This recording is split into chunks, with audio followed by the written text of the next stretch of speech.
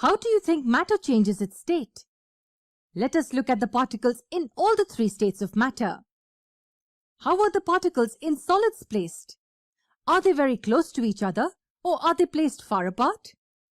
Particles in solids are compressed and tightly bound. What holds these particles together? Is there some kind of force that keeps them tightly bound? Yes, there are forces of attraction that are at work between all these particles. These forces are strong enough to hold all the particles and thus prevent them from moving around. Now, what would we have to do in order to convert this solid matter into liquid? Hold on to your answer. Let us first look at the particles of the liquid. What about them? Do they have space in between them? Yes, there is some space between the particles of liquids. How would a solid become a liquid? By increasing the space between the molecules, correct? Seems to be the right answer. But how can we do that? The answer is heat. And do you know how heat can help? Well, we just learned that particles of solid are held together by strong forces of attraction. If these particles have to move away from each other, we must help them overcome these forces. Is there a way to do that? The answer is yes. When heat is provided, the kinetic energy in these particles increases. What would be the result of this? The particles would vibrate, and in time the energy in the particles would be more than the forces of attraction. Thus they would be able to break away from the other particles. The particles are now free to move from their fixed positions.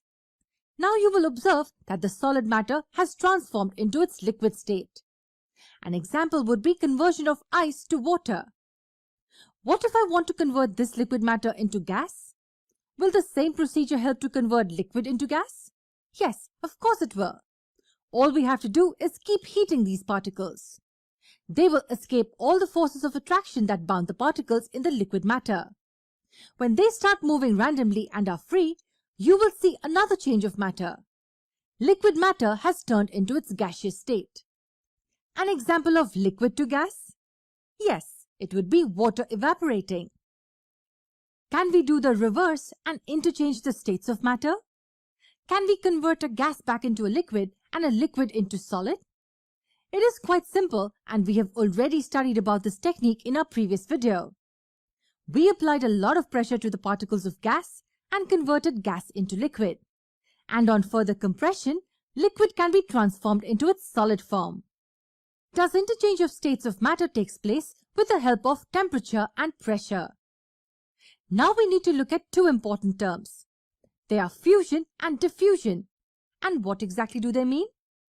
When a solid gets converted into liquid, we call this process fusion or melting. And what would be diffusion then? When particles of matter intermingle and mix, we call this process as diffusion.